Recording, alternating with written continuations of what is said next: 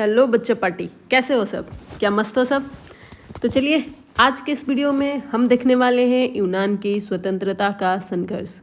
इससे पहले वाली वीडियो में हमने अपनी जर्मनी एकीकरण को कंप्लीट किया है और आज इस वीडियो में हम यूनान की स्वतंत्रता का संघर्ष देखेंगे।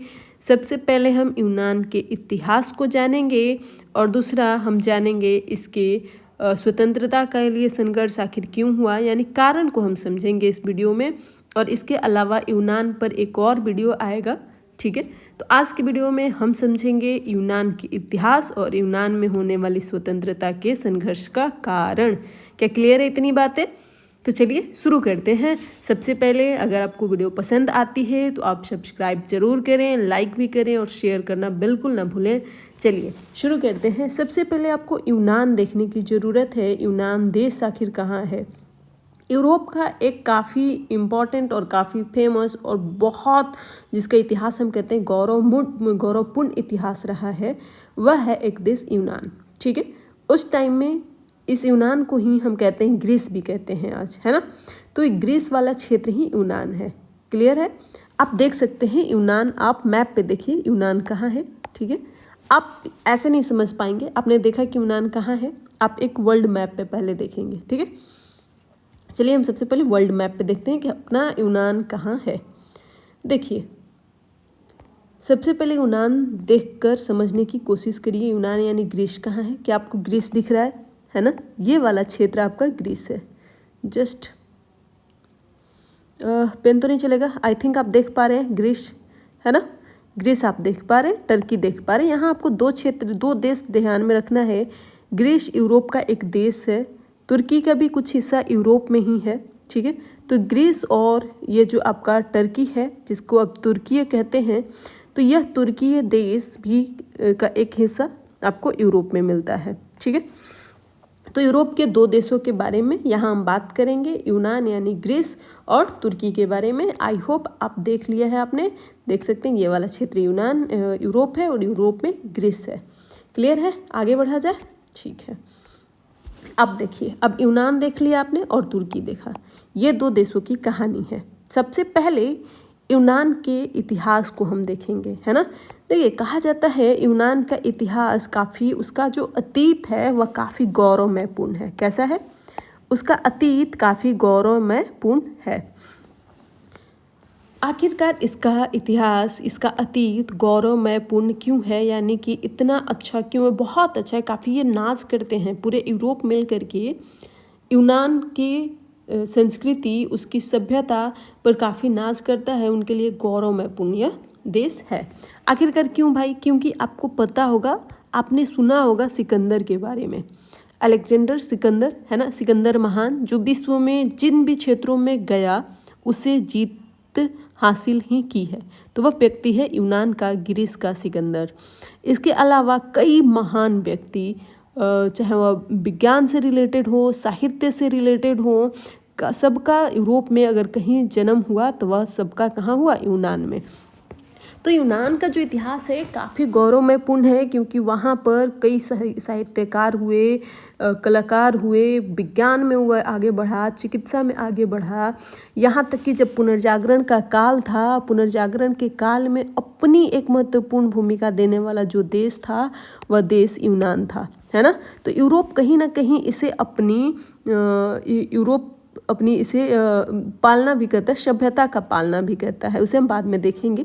तो इनका इतिहास काफ़ी गौरवमयपूर्ण था। तो आप जब लिखोगे तो आप कहना यूनान का इतिहास गौरवमयपूर्ण था, क्योंकि यहाँ के साहित्य, कला, विज्ञान, चिकित्सा काफ़ी आगे था, ठीक है। उस समय से वह काफ़ी आगे था, और ना सिर्फ आगे था, उसने पुनर्जागरण काल में पूरे यूरोप को आगे बढ़ाने में काम किया है, बहुत प्रभावित किया है। तो यूनान को यूरोपवासी बहुत मानते भी हैं, ठीक है। ये तो एक बात हुई। तो आपने इतिहास को समझ लिया, ठीक है। आई होप आपने समझ लिया है कि यूनान का इतिहास गौरवमयपूर्ण है और क्यों है, ये भी बातें आपने समझ ली है। और आगे अब हम समझेंगे कि अब देखिए क्या होता ये है कि ये काफ़ी आगे तो है उस टाइम से, लेकिन फिर भी एक टाइम आता है 15वीं शताब्दी का। कब का टाइम आता है सर? तो 15वीं शताब्दी का समय आता है जब यूनान क्या? यूनान तुर्की ऑटोमन साम्राज्य के अंतर्गत आ जाता है। तुर्की में एक साम्राज्य है जिसे कहते हैं ऑटोमन साम्राज्य। तुर्की यानी तुर्की अब इसका देश का नाम हो गया है। तो तुर्की उस समय का तुर्की है। तो तुर्की में एक साम्राज्य है जिसे हम कहते हैं ऑटोमन साम्राज्य। क्या कहते हैं? ऑटोमन साम्राज्य कहते हैं। और इस तुर्की के ऑटोमन साम्राज्य के अधीन आ जाता है यूनान, यानी कि तुर्की का किस पे अधिकार हो गया? यूनान पर। यानी यूनान किसके अधीन हो गया? तुर्की के ऑटोमन साम्राज्य के अधीन हो गया। यानी एक बात क्लियर हो गई कि यूनान स्वतंत्रता के लिए लड़ रहा है। तो किसका विरोध करा? किससे स्वतंत्र होना है इसे? तो इसे तुर्की से स्वतंत्र होना है। किससे स्वतंत्र होना है सर? तो तुर्की से यूनान को स्वतंत्र होना है। तो एक बात तो आपकी क्लियर हो गई है। एक नहीं, आपकी आई थिंक 3 बातें क्लियर हुई हैं। पहला आपका क्लियर ये हुआ कि इसका इतिहास काफ़ी गौरवपूर्ण है ना? बहुत, यह अपने समय से काफ़ी आगे है। लेकिन प्रॉब्लम यहाँ ये होता है कि इस पर तुर्की का अधिकार हो जाता है। किसका अधिकार हो जाता है? तुर्की का। यानी यूनान को स्वतंत्रता चाहिए, किससे? तो तुर्की से। या किसका विरोध करेगा? तो तुर्की का विरोध करेगा। कितनी बातें क्लियर हैं? बिल्कुल। अब हम समझेंगे कि आखिरकार स्वतंत्रता का कारण क्या है। आखिरकार स्वतंत्रता का कारण क्या है? तो कारण पहले समझते हैं। सबसे पहले तो एक फ्रांसीसी क्रांति जो 1789 में होता है। कब होता है? 1789 में होता है। तो पहला कारण है आपका फ्रांसीसी क्रांति। क्योंकि फ्रांसीसी क्रांति जब होता है तो स्वतंत्रता, समानता, स्वतंत्रता की बातें आगे आती हैं और हर एक देश में राष्ट्रवाद की भावना तेजी से फैलती है ना? तो पहला कहीं पर भी स्वतंत्रता संग्राम का अगर पहला कारण कहीं कुछ है तो वह है फ्रांसीसी क्रांति। ठीक है, बिल्कुल हम समझ गए हैं कि यूनान में स्वतंत्रता संग्राम का पहला कारण फ्रांसीसी क्रांति है। दूसरा कारण ये है कि जो यूनान के देश हैं, है ना, इनका इतिहास तो गौरवपूर्ण है। इनकी अपनी अलग धर्म है। इनकी धर्म भी महान है। ये अपने आप को बहुत बड़ा मानते हैं, अलग मानते हैं। इनकी संस्कृति भी बहुत आगे है बाकी सब देशों से। इनका साहित्य भी बहुत आगे है ना? तो कहीं ना कहीं ये अपने धर्म, जाति, अपनी संस्कृति, हर एक क्षेत्र से ऑटोमन साम्राज्य से अपने आप को अलग समझते हैं। क्लियर है क्या ये बातें? क्या हम कहना चाह रहे हैं भाई साहब? हम कहना चाह रहे हैं कि जो यूनान वाले हैं वह धर्म, जाति, संस्कृति में अपने ऑटोमन साम्राज्य से वे अपने आप को अलग समझते हैं। वह तुर्की ऑटोमन साम्राज्य के समान अपने आप को नहीं मानते हैं, उनसे अपने आप को बड़ा मानते हैं और इनसे बिल्कुल अलग मानते हैं। तो ये चाहते हैं कि हम कभी भी अपने से नीचे वाले के अंडर में काम नहीं कर सकते, नहीं रह सकते हैं। उसके अधीन हम कैसे रह सकते हैं? हमारा इतिहास तो खुद ही गौरवपूर्ण है। हम तो खुद ही बहुत बड़े कलाकार हैं। हमारे यहाँ सारे तरीके के साहित्य हैं, हमारा विज्ञान आगे है, तो हम किसी और देश के अधीन क्यों रहे, है ना? तो दूसरा कारण ये बनता है। पहला कारण आई थिंक आपने समझ लिया, फ्रांसीसी क्रांति। दूसरा, धर्म, जाति, संस्कृति में ऑटोमन साम्राज्य से ये अपने आप को अलग मानते हैं, बड़ा समझते हैं। ठीक है, क्लियर है? अब तीसरा कारण हम ये समझते हैं कि होता ये है कि 18वीं शताब्दी आते आते, कौन सी शताब्दी? बात शुरू हुई है 15वीं शताब्दी से, है ना? 15वीं शताब्दी में तुर्की ऑटोमन साम्राज्य के अंतर्गत चला गया यूनान। बात अब कर रहे हैं हम 18वीं शताब्दी की। 18वीं शताब्दी के समय में तुर्की अब धीरे धीरे कमज़ोर पड़ना शुरू हो गया है। तुर्की का क्या कंडीशन हो गई है? अब धीरे धीरे कमज़ोर होना शुरू हो गया है। कौन सा भाई देश? तो तुर्की, जो यूनान पे शासन करता है। अब जैसे ही ये कमज़ोर होना शुरू होगा, धीरे धीरे ये अब चाहेंगे कि हम क्यों कमज़ोर देश के अंदर में रहे भाई, क्यों ना हम इसकी कमज़ोरी का फ़ायदा उठा लें और क्यों ना अपने आप को स्वतंत्र हम कर लें, है कि नहीं? क्लियर है इतनी बातें? तो तीसरा कारण आपका बनता है 18वीं शताब्दी में तुर्की की शक्ति का कमज़ोर होना। इसीलिए उस समय यूरोप का मरीज तुर्की को कहा जाने लगा था, है ना? यूरोप का मरीज किसे कहा जाने लगा था? तुर्की को। याद रहेगा आपको ये बातें? यूरोप का मरीज कौन है? तुर्की है। ठीक है, चलिए, याद है, हो गया, ठीक है। अब चौथा क्या कारण है भाई संघर्ष का, स्वतंत्रता संघर्ष का? तो इसका ये है कि जो यूरोप के लोग हैं वह काफ़ी यूनान को अपने लिए प्रेरणा स्रोत मानते हैं, इसकी बहुत ज़्यादा सम्मान करते हैं, है ना। वे यहाँ तक कहते हैं कि यूरोपीय सभ्यता का यूनान यूरोपीय सभ्यता का पालना है, यानी यूरोप की जो सभ्यता है वह यूनान में पलती है। कहाँ पली है? यूनान में पली है, यूनान से शुरू हुई है।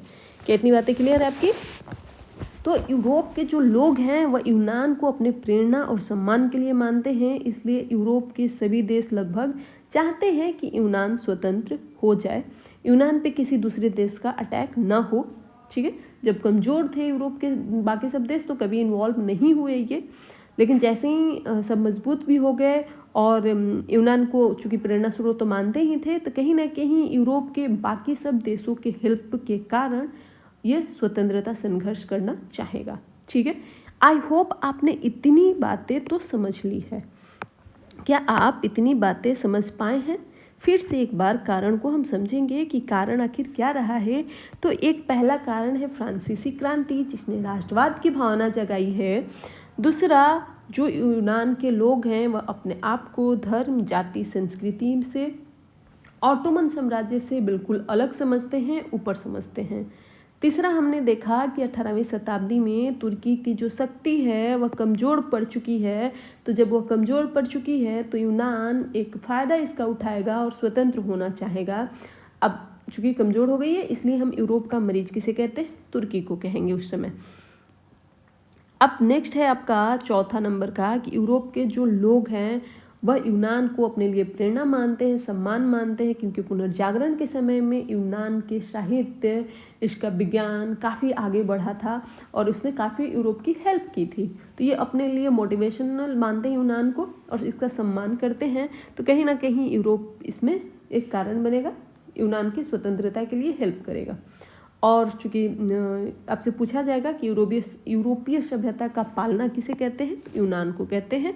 तो यहाँ आपको बहुत सारे MCQs क्वेश्चन टाइप भी मिले हैं जो आपसे पूछे जाएंगे, डेफिनेटली एग्जाम में पूछे जाएंगे। बार बार पूछा गया है कि यूरोपीय सभ्यता का पालना किसे कहते हैं, यूरोप का मरीज किसे कहते हैं। तो ये सारी बातें हैं, है ना। आई होप आपने ये सारी चीज़ें समझ ली है।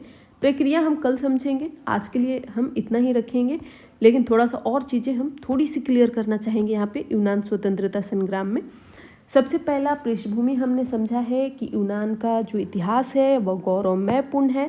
कैसा है? गौरवमयपूर्ण है, क्योंकि इसकी जो साहित्य है, कला है, विज्ञान है, चिकित्सा है, उस समय से काफ़ी आगे है और इसने पुनर्जागरण काल में काफ़ी यूरोप की आगे बढ़ने में हेल्प की है। परंतु प्रॉब्लम यहाँ आती है कि 15वीं शताब्दी में यूनान पे तुर्की ऑटोमन साम्राज्य का अधिकार हो जाता है या तुर्की ऑटोमन साम्राज्य के अंतर्गत आ जाते हैं। लेकिन कभी भी यूनान अपने आप को ऑटोमन साम्राज्य के अंतर्गत ना तो मानता है, ना ही उसकी धर्म संस्कृति को अपने जैसा मानता है ना।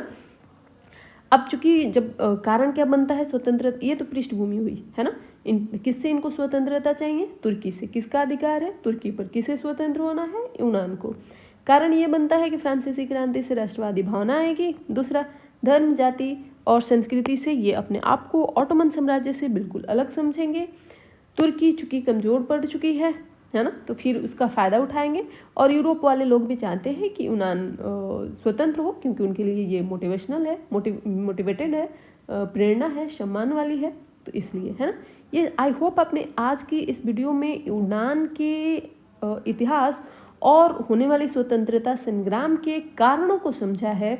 और कल हम देखेंगे इसकी प्रक्रिया को कि आखिरकार कैसे यूनान स्वतंत्र होता है, कैसे कैसे कौन कौन सी प्रक्रियाएं हमने अपनाई है, क्या क्या हुआ है। तो कल की क्लास भी मज़ेदार होने वाली है, आपको बहुत सारी चीज़ें मिलने वाले हैं, फैक्ट्स से लेकर के लघुत्तरीय, दीर्घोत्तरीय, हर एक तरीके के क्वेश्चंस के लिए आप रेडी होने वाले हैं। जल्द ही एक टेलीग्राम चैनल भी शुरू किया जाएगा जहां आप आंसर राइटिंग लिखेंगे, करेंगे और वहां भेजेंगे, जिसे मैं खुद पर्सनली उसके आंसर को सुधारूंगी, बताऊंगी कि क्या गलत है, क्या सही है और क्या सुधार करने की ज़रूरत है। ये हमारा प्लानिंग है। इस तरीके से आप सोशल साइंस में टॉप करोगे। इस बार हमारा लक्ष्य यही है कि आप ज़्यादा से ज़्यादा मार्क्स, कम से कम 95 to 100 मार्क्स ले आओ सोशल साइंस में, जो काफ़ी मुश्किल काम है ना। बट हम कोशिश करेंगे कि ये इतना काम हम कर सकें। तो चलिए, आई थिंक आज के लिए इतना ही रखेंगे। धन्यवाद।